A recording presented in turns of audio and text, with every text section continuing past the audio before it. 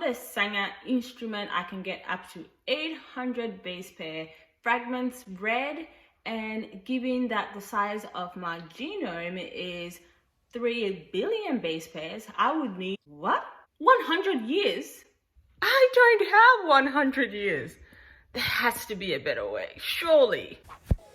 We're looking at how to sequence DNA, but this time on the Illumina platform. Illumina is the market-dominating company for DNA sequencing, and so we're looking at their platform, which will be representative of the next generation sequencing platforms.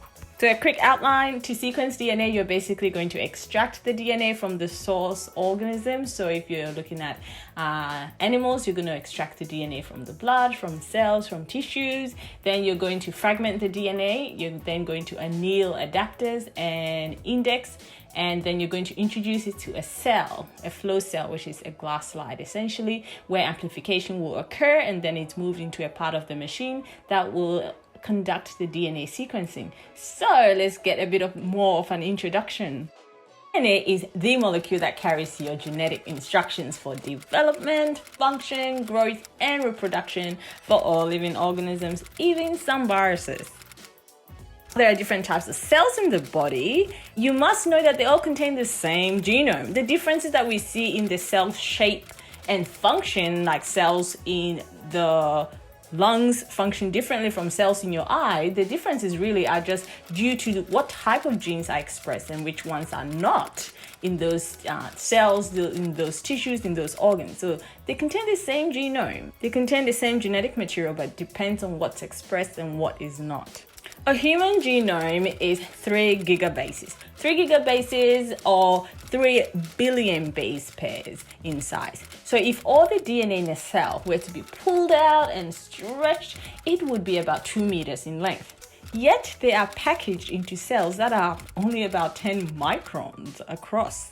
There's some neat folding that has to go on for this to happen. To achieve this, DNA is folded in a very methodical way. The characteristic chromosome arrangements that you may have come across is a clear example. So usually when you look at what is called a karyotype, you see all the chromosomes of the organism. And so this is an example of how DNA can be folded and arranged. Interesting.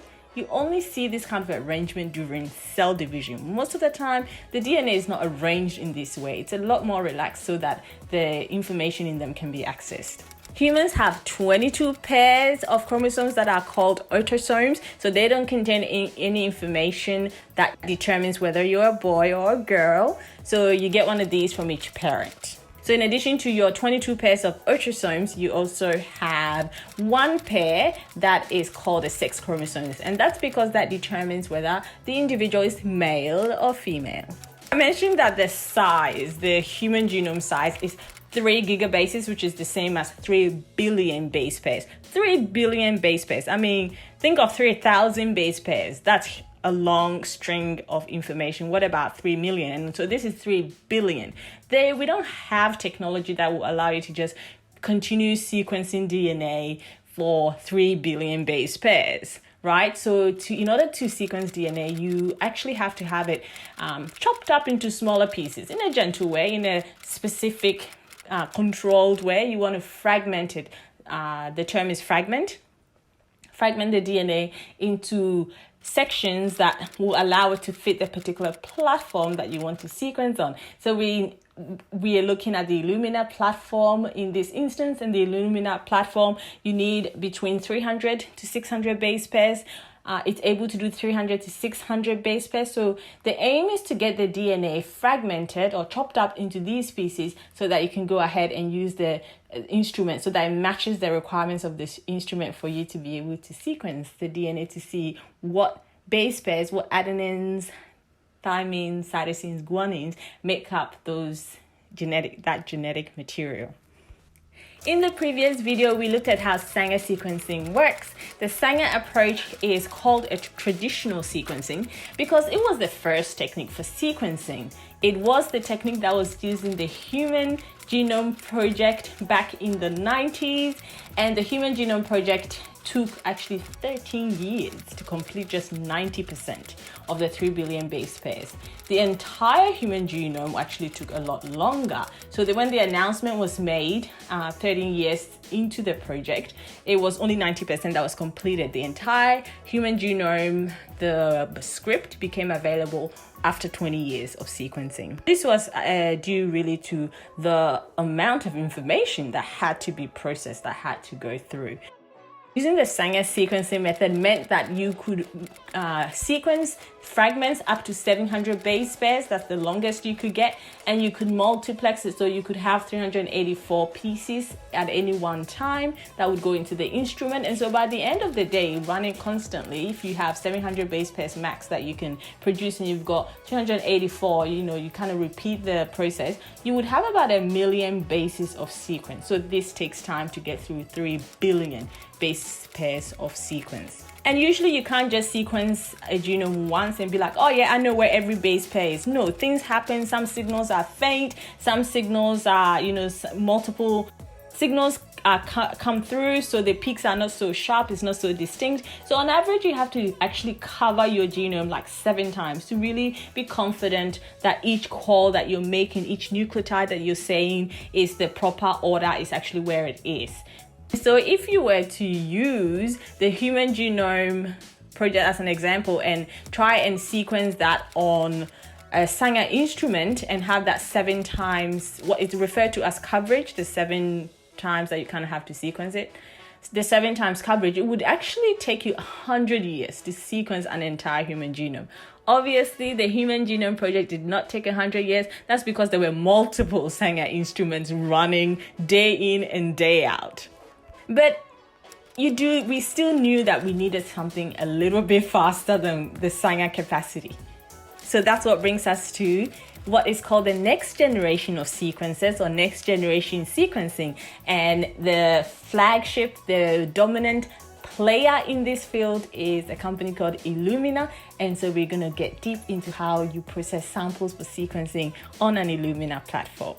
The Illumina platform became available in the 2000s. Now, these systems allow you to sequence thousands to millions of DNA molecules at the same time.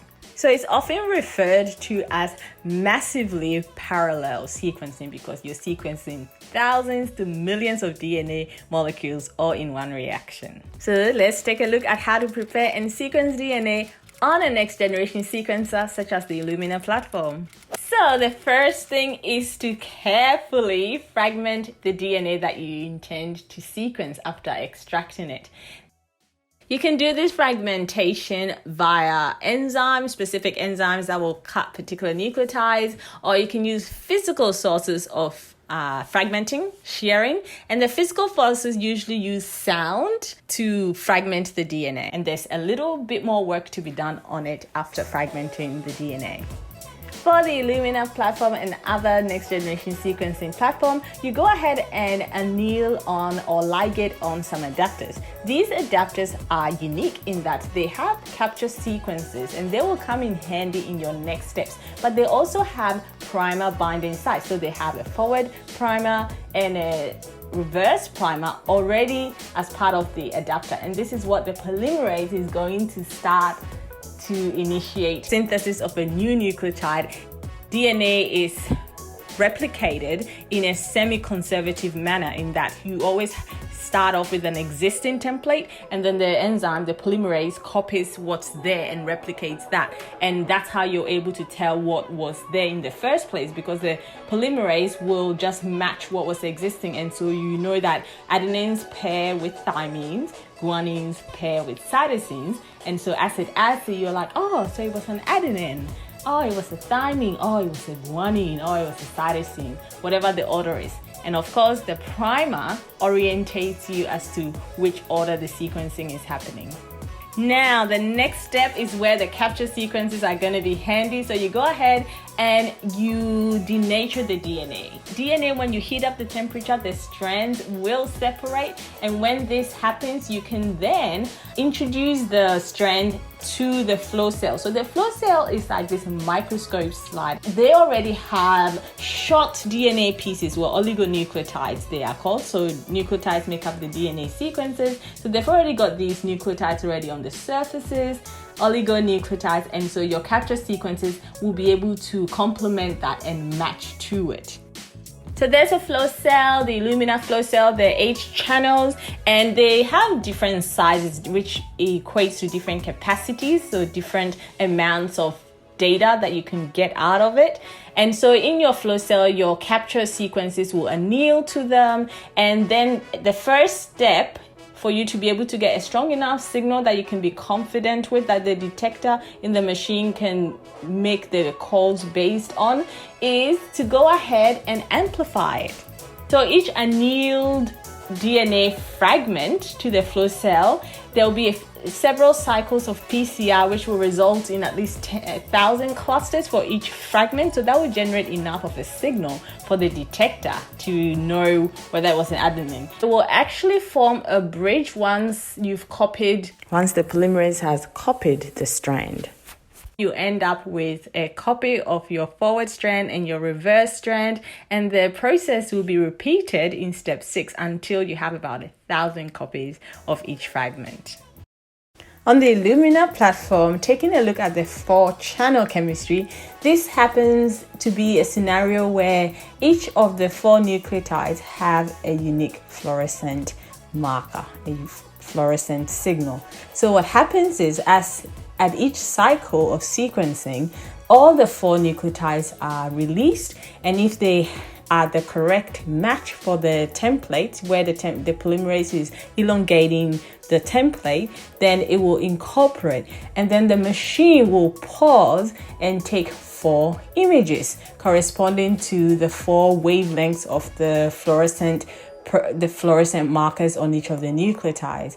And so by assessing the 4 images at each cycle and seeing where the signal actually is, you'll be able to tell whether it was an adenine, thymine, cytosine, or guanine that was incorporated. In addition, each nucleotide, fluorescently labeled nucleotide, has a terminator.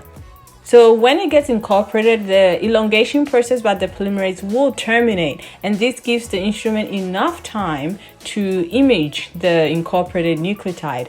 It's only after it's done this that it will flow reagents that will remove the terminator, so that the next nucleotide can be floating and the correct nucleotide will get incorporated as per the DNA template. So when it's incorporated, it emits light, and then the instrument is essentially like a really powerful microscopes that will be able to detect the light that's being emitted by each of the clusters that you've amplified. And as you know, the DNA sequencing will happen with the phosphates of the new sequence being joined to the hydroxyl in the 3' position of the previous nucleotide. As each incorporation happens, you get a different colored signal depending on the base that is incorporated. And that's how sequencing happens on next generation systems. In addition to your different colored signal, which is quite similar to the Sanger, you have the option on the next generation systems of having your sequencing runs being multiplex. So you can have DNA from multiple sources, multiple experimental conditions, and you can have unique indexes that you can ligate onto the adapters in addition to the adapters, so that you'll be able to then at the next step, at the data analysis side, separate which sequences came from which experimental condition or which organism, if you multiplex different organisms, or which genome. You'll be able to separate which genome if you multiplexed. Multiplex just means you ran an experiment that had genomes from different sources or different conditions. So before we end, let's have a look at the data. So the data that comes out, the output is called a BCL file. BCL stands for binary base call. So that's the output that you get, a binary base call.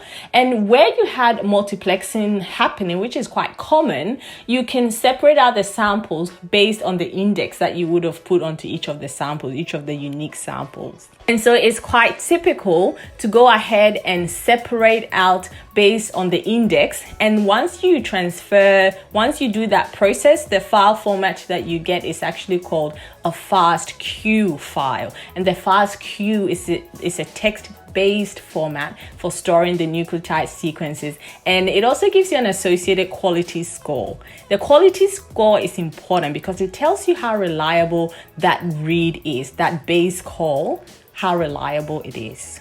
In some instances, like I mentioned earlier on, you may have had a situation where the signal is really faint and the instrument made a call, but maybe it wasn't that confident about that call. So it gives you a quality score. Or maybe it had a long string of the same nucleotide and the signal became a little bit confused in that instance, so it wasn't that confident of that call. Each base call, each nucleotide call will have an associated confidence score, and that's what information the FASTQ file will give you. The BCL file will just be a binary format. You wouldn't be able to know what the quality score is, but when the indexes are separated, you will be able to have the quality score associated with that and that would be a form called a FASTQ format. So most researchers would want the FASTQ rather than the BCL file. So let's do a summary. Next generation sequencing, just like the traditional sequencing, you would extract DNA from blood, cells, tissues, and just like the traditional, you would fragment the DNA. But unlike the traditional Sanger sequencing, you would be able to anneal adapters and index in the processing step. You would then introduce the DNA, the fragments that you've made, the DNA library, into a flow cell, and in the flow cell amplification will occur so that the detector will have a strong enough signal. And then you will go ahead and sequence the DNA. You usually have fluorescence as an indicator of which nucleotide is being incorporated, which is similar to the Sanger as well. That's it for an example of a next generation sequencing. Thank you for watching. Go ahead and hit the subscribe button to join the study group. I will catch you in the next video. God bless you.